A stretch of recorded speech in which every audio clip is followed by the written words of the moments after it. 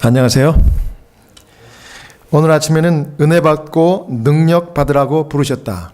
은혜 받고 능력 받으라고 부르셨다라는 제목으로 하나님 말씀 증거하도록 하겠습니다. 하나님 믿는 백성들이 인간의 모습이 어떤 모습인지 또 내 모습이 어떤 모습인지를 잘 깨달아야 한다고 생각합니다. 그래서 오늘도 새 힘을 얻고 하나님이 우리를 부르신 그 사명을 깨닫고 그것을 이루시는 그런 성도가 되시기를 바랍니다. 요한복음 9장에 보면 안식일에 예수님께서 눈먼 자를 고쳐주시는 장면이 나옵니다. 요한복음 9장 1절에서 3절을 읽겠습니다. 길 가실 때 예수께서 날 때부터 소경된 사람을 보신지라 제자들이 물어 가로되 랍비여 이 사람이 소경으로 난 것이 네 죄로 인함이오니까 자기 오니까 부모 오니까 예수께서 대답하시되 이 사람이나 그 부모가 죄를 범한 것이 아니라 그에게서 하나님의 일을 나타내고자 하심이니라. 하나님이 우리를 부르신 첫 번째 목적은 우리로 은혜 받으라고 부르셨습니다. 여러분과 제가 다 은혜 받으라고 부르셨고 오늘 아침에도 주님 전으로 부르신 것을 믿습니다. 아멘. 네, 그렇습니다. 우리 하나님은 창조하실 때 인간을 원래 부족한 존재로 만드셨어요. 그래서 이것이 오늘 사실은 이 아침의 메시지의 핵심입니다. 여기 인간을 우리가 죄짓기 이전이라 할지라도 원래 하나님이 만드셨을 때 부족한 존재로 창조하셨다는 사실입니다. 그래서 창세기 2장 18절에 여호와 하나님이 가라사대 사람이 독처 혼자 사는 것이 좋지 못하니 내가 그를 위하여 배필을 지어서 돕는 배필을 주리라 이렇게 말씀했습니다. 이게 무슨 뜻일까요, 여러분? 하나님이 자기 형상대로 사람을 만드셨지만은 이 뭔가 다른 사람, 다른 존재, 다른 배필로부터 체험을 받고 보완이 되어야만 아담이 온전하게 살 수 있다는 것입니다. 그런 부족한 존재로 처음부터 하나님이 사람을 만드셨다는 것입니다. 누구나 이 정도의 차이는 있지만 저도 어느 순간 컨디션이 안 좋고 또 날씨가 좀 오늘처럼 흐리고 또 비 오고 이러면 좀 이렇게 분위기가 이렇게 기분이 좀 다운됩니다. 그러다 보면 자신감도 좀 떨어지고 또 어떤 경우에는 낙심도 될 때가 있어요. 또 자꾸 죄질 생각만 떠올라요. 어쩔 때는. 제가 솔직한 고백입니다. 그래서 그럴 때는 이건 내가 진짜 그리스도인 맞는가? 목사이기 전에 그런 생각이 들 때가 많이 있어요. 어떤 안식일에는 정말 내가 이런 자격을 갖추지도 못한 사람인데 내가 과연 오늘 설교 말씀을 전할 수 있는 그런 목사인가? 이런 생각이 자주 듭니다. 그런 부족감을 느낄 때가 많이 있다는 거예요. 마음이 편하지 않은 때가 있어요. 그렇게. 그런데 그럴 때 내가 너무 마음이 편하지 않고 또 부족함을 느끼니까 다 접어두고 오늘 아침에도 그랬습니다. 사실은. 내가 정말 이 설교를 말이지 이렇게 부족한 사람이 한 번도 아니고 그것도 두 번. 한 번 처음에는 한국말로 설교하고 요거 끝나면 또 미국 교회에서 설교를 해야 되니 이 정말 막중한 이 설교를 해야 되는 이 책임을 하나님 나한테 맡겨주셨는데 과연 내가 이 자격이 있는가? 그래서 제가 걱정이 되고 마음이 편치 않고 그래서 그냥 무릎 꿇고 기도했습니다. 다른 안식일 같으면은 기도하기 전에 한번 이렇게 말씀을 쭉 다시 한번 살펴보고 이제 그걸 또 암기를 한다든지 또 고칠 때 있으면 또 고치고 이러는데 오늘은 그냥 아예 다 접어놔 버렸어요. 이건 내 능력이 아닌 것 같아. 그리고 난 자격이 없어. 그래서 무릎 꿇고 기도를 간절히 합니다. 그런데 여러분 이상한 것은 그렇게 다 접어놓고 내 부족을 주님께 다 열어놓고 기도하니까 그 기도가 더 진지해집니다. 그리고 깊어져요. 하나님께 더 간절히 매달리게 되고요. 그분을 찾고 돌이켜보면 그것이 바로 은혜가 아닌가 이런 생각을 합니다. 여러분. 내가 누군가? 내 진짜 모습은 어떤 것인가? 이거 살펴보면 낙심돼요. 그렇지만 그 낙심으로 끝나는 것이 아니라 하나님께 가지고 나가서 기도하고 주님께서 채워달라고 무릎 꿇었을 때 하나님이 위대한 능력을 채워주시는 것을 경험합니다. 여러분, 그렇습니다. 하나님은 우리를 부르실 때 세상에서 강한 자, 똑똑한 자로 우리를 부르신 것이 아니에요. 부족한 자, 좀 떨어지고 좀 모자랐지만 우리를 부르셔서 우리로 하여금 오히려 세상 사람들에게 심판자나 정죄자가 되지 않고 은혜를 깨닫는 자, 이렇게 부족한데도 불구하고 부르시고 쓰셨으니 이 은혜가 감사해서 이 은혜에 보답해 다른 사람들에게 은혜를 나눠주는 자로 그렇게 부르셨다는 것을 기억하시기 바랍니다. 은혜가 무엇입니까, 여러분? 은혜. 이 은혜라고 하는 것은 모든 이 좋은 것의 이 원인이 나에게 있는 것이 아니고 하나님께 있다는 것이 은혜입니다. 내 속에 원래부터 있는 능력이 은혜가 아니라, 내 속에 원래부터 잠재해 있는 그 힘이 아니라 위로부터, 하늘에서부터 오시는 하나님의 일방적인 축복이 은혜인 것을 깨닫는 여러분 되시길 바랍니다. 요한복음 9장 1절 2절을 제가 다시 보면은요, 여기 제자들이 나면서 소경된 사람을 보고 예수님께 물었습니다. 선생님, 이 사람이 누구 죄 때문에 눈을 멀었습니까? 그것도 태어날 때부터. 자기 죄입니까? 부모 죄입니까? 누가 물어본 것입니까? 다른 사람들도 아니고 제자들이 물어봤어요. 여러분, 이때 당시 유대인들은요, 모든 질병과 이 고통의 원인이 죄의 결과다, 이렇게 믿었어요. 근데 그 죄가 고통당하는 본인의 죄든지 아니면 그 부모의 잘못된 죄 때문에 받는 형벌이라고 대부분 유대 사람들이 믿고 있었습니다. 그래서 큰 고통이나 큰 재난, 죽을 병에 걸린 이 사람들은 더 큰 죄인, 죽을 죄인으로 취급을 받았던 것이 그때 당시에 편만한 유대인들의 생각이었습니다. 그래서 여러분, 사단은 이런 정서를 이용해서, 사단이 알았어요. 예수님이 장차 십자가를 지고 대신 돌아가실 걸 알았어요. 돌아가시 전에 고난을 당할 것도 다 알았습니다. 그래서 제자들과 유대인들에게 그 보편한 일반적인 그 정서, 이 고통과 질병과 모든 이 재난들이 자기들의 죄나 조상들의 죄라는 그 일반적인 정서를 거기다 딱 끼워 넣어가지고 이 예수 그리스도가 십자가에 달리시기 전에 받으실 고난들, 수모들, 어려움들, 이런 것들을 볼 때에 유대인들과 제자들이 메시아라면 절대 저렇게 고난당하지 않을 거야, 이런 생각을 자연스럽게 가져서 예수님을 거절할 길을 준비했다 그랬습니다. 그 배경은 그래요. 제자들이 와서 이제 예수님께 물었습니다. 선생님, 이 사람이 나면서부터 눈 멀었는데 자기 죄입니까? 부모 죄입니까? 시대소망 471페이지에 이렇게 얘기했습니다. 이와 같이 해서 유대인들이 예수님을 거절할 길이 준비되었다. 우리 질고를 지고 슬픔을 당하신 분은 유대인들에 의해서 징벌을 받아 하나님에게 맞으며 고난을 당하는 것으로 간주되었다. 그래야 그들은 예수님을 외면했다. 하나님께 버림받은 자가 어떻게 메시아가 될 수 있냐, 이거예요.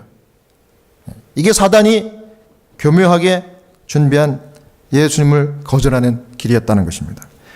그래서 이제 9장 3절에 예수께서 대답하시되 이 사람이나 그 부모가 죄를 범한 것이 아니라 그에게서 하나님의 하시는 일을 나타내고자 하심이니라. 분명히 말씀했습니다.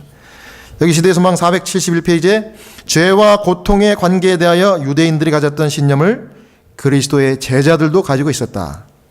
제자들은 누가 죄를 지었느냐 혹은 안 지었느냐에 대해 논의할 것이 아니라 소경의 눈을 밝게 하시는 가운데 나타나는 하나님의 능력과 은혜를 깨닫도록 부르심을 받았다. 굉장히 중요한 포인트를 여기 시대소망이 기록하고 있습니다. 우리가 이 제자들에게 예수님이 의도하신 것은 뭐냐면, 누구 죄냐 이것을 잘못을 따지고 심판하는 일을 제자들이 할 것이 아니라 고쳐주고 사랑으로 케어하는 것을 보여주기 위함이었다는 것입니다. 그래서 제자를 부르신 목적은 하나님의 능력과 은혜를 깨닫게 하기 위해 불렀다는 것입니다. 여러분, 그렇습니다. 하나님은 제자를 부를 때 잘잘못 따지고 심판자로 부르신 것이 아니었어요. 은혜 깨닫고 그 깨달은 은혜를 사람들에게 베풀라고 부르신 거예요. 여러분, 은혜 깨달으면 감동을 받기 때문에 우리의 판단이 이성에서 감성으로 내려옵니다. 왜냐하면 감동을 받기 때문에. 그래서 은혜 깨달으면 우리의 신앙도 이 머리에서, 이 knowledge에서 heart, 이 가슴으로 내려오는 것이에요. 이게 우리에게 정말 필요한 것입니다. 70대 후반에 이 호스피스 케어를 받던 남자 환자분이, 그분은 미국 분인데 체격이 너무 좋으세요. 300파운드가 넘어요. 그래서 이 웬만한 이 건장한 간호사들, 또 남자 간호조무사들이 혼자서 이분을 이렇게 시트를 갈아 드린다든지 옷을 갈아입히는 일을 혼자서는 못해요. 두세 명이서 그렇게 합니다. 근데 이분이 사실은 갑자기 돌아가신 것 같아요. 왜냐하면 이 심장 질환이 좀 있었는데 갑자기 하트어택이 왔는지 돌아가셨어요. 근데 유일한 가족이 결혼도 안 했기 때문에 사촌 누이예요. 그래서 이 사촌 누이가 늘 이 환자를 케어하려고 널싱홈에 왔었는데, 마침 잠깐 점심 식사를 하고 휴식을 하러 간 사이에 이분이 돌아가신 거예요. 그래서 돌아가셨다는 전가를 받고 왔는데 자기가 없는 사이에 죽었다 이겁니다. 우리가 약속하기는 돌아가시기 직전에 그런 심틈이 오면은 당신에게 알려드릴 테니까 임종을 보시게 그렇게 해드리겠습니다. 우리가 늘 그렇게 말씀드렸거든요. 그런데 이게 늘 약속대로 지켜지지 않습니다. 왜냐하면 사람이 언제 어느 날 갑자기 죽을 수 있기 때문에. 이분이 너무 화가 난 거예요. 그래가지고 막 좀 소동을 피웠던가 봅니다. 어떻게 이렇게 사람을 말이지 케어해가지고 내가 잠깐 비운 사이에 이렇게 죽냐고 말이야. 무슨 과실이 있는 건 아니냐고 말이지. 이러면서 막 컴플레인해요. 이제 환자가 돌아가시면 우리가 가서 누구든지 가서 케어를 해줘야 되는데, 그래도 제일 경험이 많은 우리 호스피스 우리 멤버 중에 한 분이 꼭 가게 돼 있습니다. 그런데 그날 제일 경험이 많은 그 호스피스 이 단원 중에 소셜 워커, 제가 전에 말씀드렸죠. 그분 정말 베테랑입니다. 여자분 소셜 워커인데, 그분이 그날 병원 수술 받는다고 그날 오프예요. 그 사람 없어요. 근데 그때 돌아가신 오피스에서 저한테 연락이 왔습니다. Pastor Brian, you got to be there right now. 거기 가야 되는데. 그러면서 설명하기를, 시츄에이션 설명하려고 하지 말고 무조건 그 사람이 하는 얘기만 들어주고 가서 하라는 대로 하라고.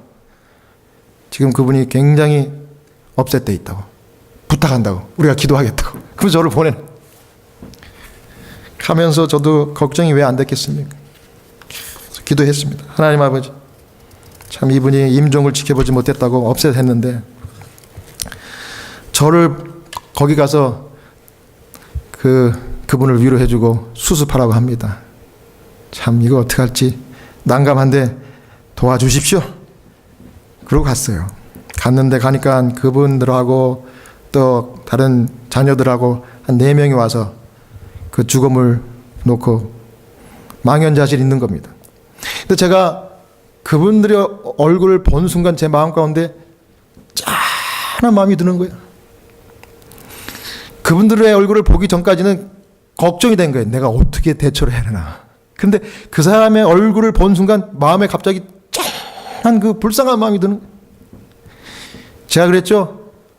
어떤 사람을 봤을 때 불쌍한 마음이 들 때는 성령이 함께 한 거라고. 성령이 함께 했습니다. 저를 보자마자 제가 I'm sorry 얘기도 하기 전에 Please pray for us. 기도해 달래요. 그 불평하던 그분이 저를 보자마자 기도를 해달래요. 그래서 Sure, 물론이죠 하고 제가 기도를 탁 드리는데, 그 주검을 제가 그냥 탁 손으로 만지면서, 제가 웬만하면 주검을 손으로 안 만지는데 그때는 그냥 과감하게 그 주검을 탁 어깨에다 손을 탁 손을 대면서 내가 기도했습니다. 하나님 아버지, 정말 이렇게 갑작스럽게 돌아가신 이분, 이것 때문에 얼마나 망연자실하실 이 사촌들, 가족들을 위로하여 주시옵소서. 부활의 소망으로 위로받게 하여 주시옵소서. 주님의 이름으로 기도합니다. 아멘. 그랬더니 펑펑 울면서 이분들이 난리지로는 없앴댔는데 그 순간 하나님의 성령이 함께 해가지고 이들의 마음 가운데 감동을 받은 거예요. 그래가지고 눈물이 쏟아지고 기도를 다 마쳤더니 Thank you so much. 저를 통해서 하나님의 임재를 느꼈대요. 그러면서 그 다음부터는 불평 한마디 없습니다. 천만 다행스러운 것은 임종을 아무도 지켜보지 않았던 것이 아니라 나중에 알게 된 사실은 이분이 돌아가시기 마지막 그 순간, 마지막 이 호흡을 쉬는 그 순간에 우리 호스피스 간호조무사분이 그분에게 마지막 그분에게 베드 침대에서 이 온몸을 이렇게 닦아드리는 그 일을 하고 있었던 거예요. 그분도 몰랐어요. 그분이 돌아가시는지. 근데 마지막 숨을 거두는 걸 봤대요.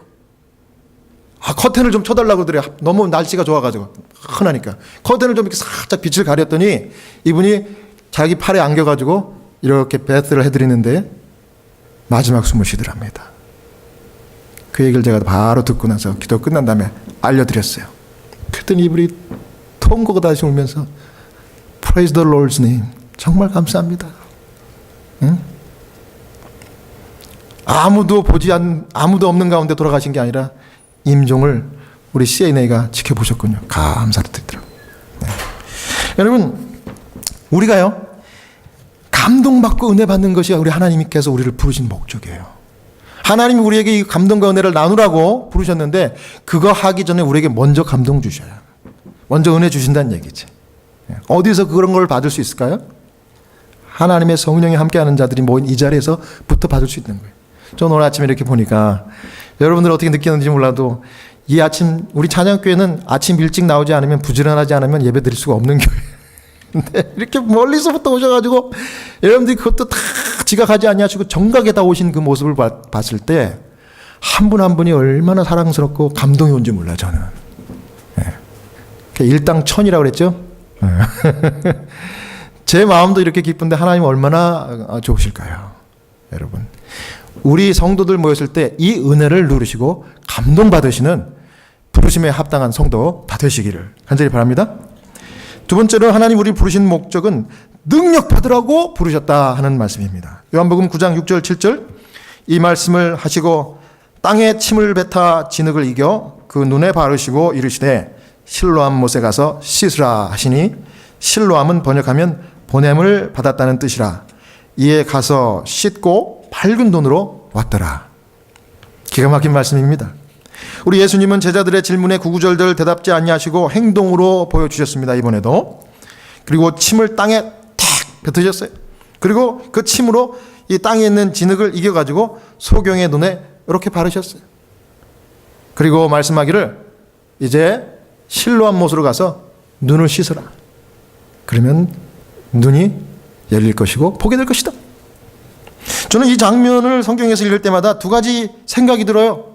첫 번째는 왜 기름도 아니고 물도 아닌 내 침은 괜찮아. 근데 남의 침은 어때요? 남의 침은 좀 그래, 그죠? 더럽잖아요. 근데 그걸 뱉어가지고 그것도 땅바닥에 있는 그 흙이 뭐 깨끗한 흙이었겠어요? 그걸 이겨가지고 눈에 바르셨을까? 여기 첫 번째. 하필이면 왜 그렇게 더러운 방법으로. 그 다음 두 번째는 왜 하필이면 실로암 못이라는 그 가기도 힘든 곳. 여기 장소는 나와 있지 어디서 이게 벌어졌는지 나와 있지 않지만 그래도 이 예루살렘 그 반경 안에 있었을 거예요.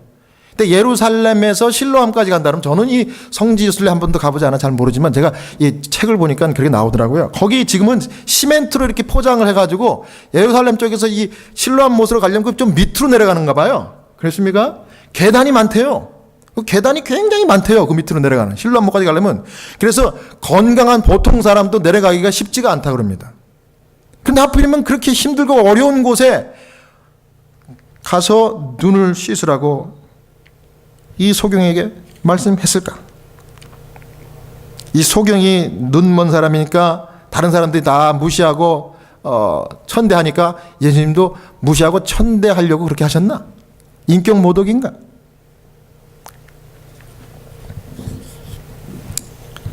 그런데 성경에 보니까 이 소경이 참 대단한 것 같아요. 여기 다른 말 나오지 않습니다. 예수님이 흙 바르고 실로암에 가서 씻으라 말씀하자마자 7절 하단에 이에 가서 씻고 밝은 눈으로 왔더라. 이게 다예요. 여러분, 소경은 묻지도 따지지도 않고 예수님 명령에 즉시 순종했습니다. 무엇이 그를 그렇게 만들었을까요? 믿음이죠. 제가 늘 말씀드리죠. 성경에 보면 예수님은 믿음을 확인하시고 치료해 주시고 구원해 주셨어요. 이번에도 예외는 아니었어요. 믿음을 가졌던 것입니다.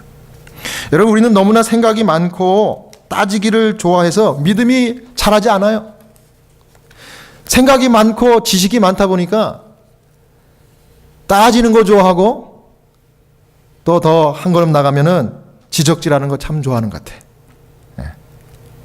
바리새인이 따로 있나요? 그게 바리새인이지.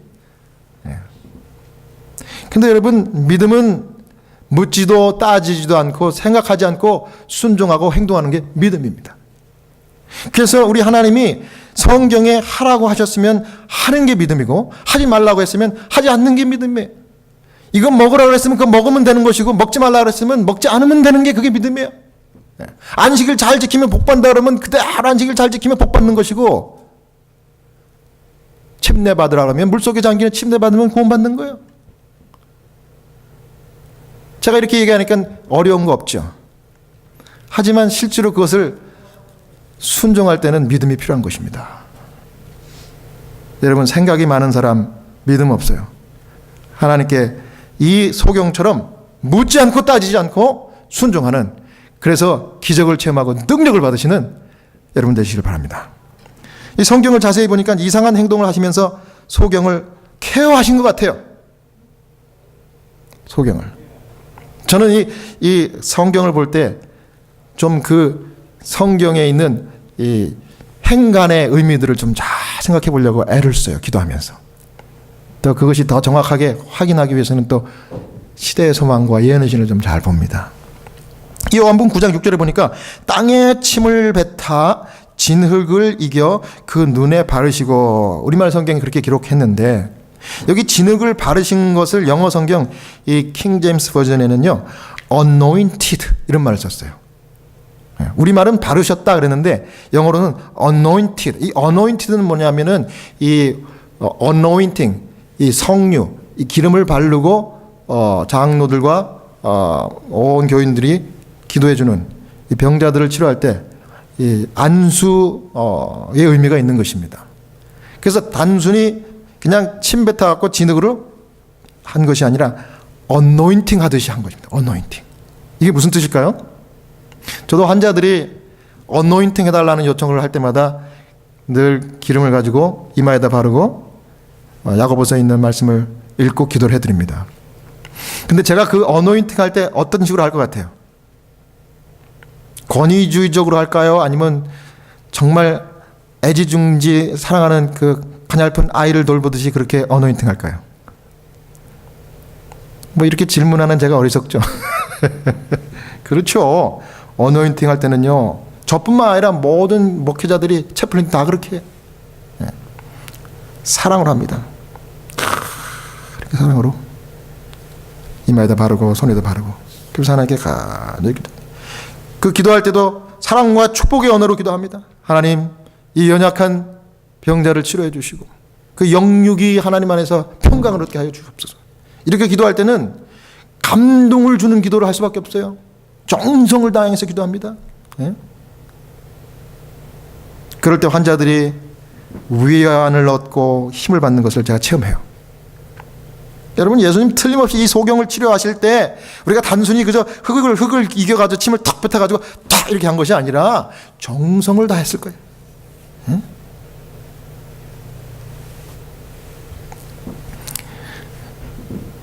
이건 어떤 거랑 똑같은가 하면은, 우리가 어렸을 때 어머님들이 이제 막 이유식을 할 그 애기에게 어떻게 합니까? 딱딱한 그 밥을 먹이려고 할 때 이거 입에다 넣고 씹어가지고 그걸 다시 뱉어가지고 이렇게 주잖아요. 그 옆에서 제 3자가 보면 저걸 어떻게 먹어? 그냥 속에서 욱할 것 같아. 근데 안 그런 거예요. 그 어머니가 대신 씹어가지고 주는 그 이유식 그 밥은요, 이 아이에게는 정말 생명의 양식이 다름없어. 그 안에 사랑이 있고 그 안에 모든 거 있는 거야. 그걸 먹고 자란 것이 우리 아닙니까, 여러분? 똑같은 원리인 것 같아요. 예수님 그 정성을 다해가지고 침을 뱉어가지고 이 소경에게 바를 때 이 소경은 그 터치에서, 그분의 음성에서, 비록 눈을 볼 수는 없었지만 케어하는 사랑을 느꼈던 거예요. 또 예수님이 이야기했겠죠. 진흙을 밟으면서, 그래 소자야, 내 믿음이 대단하다.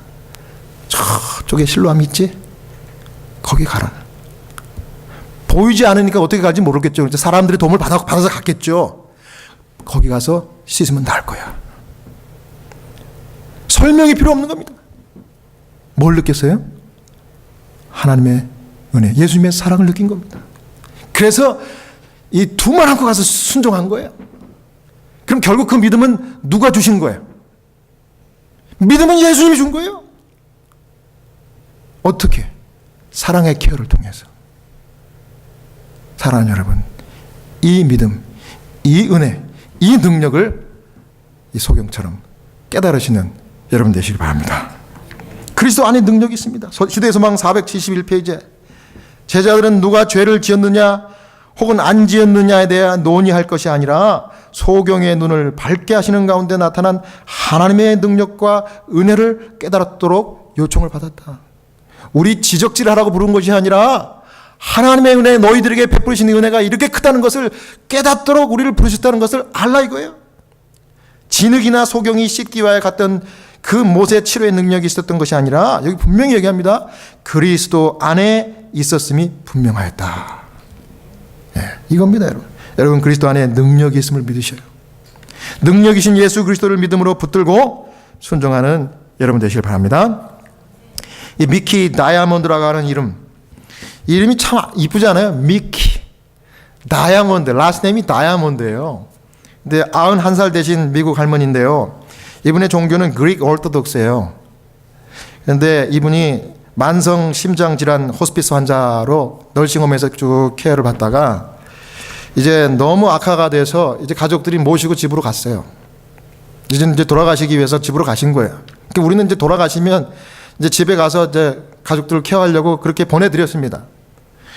그런데 안 돌아가셔요. 그래서 이제 또 그곳에 이제 전화해서 방문을 약속을 하고 찾아갔습니다. 갔더니 찾아갔는데 남편이 믿음이 좋아.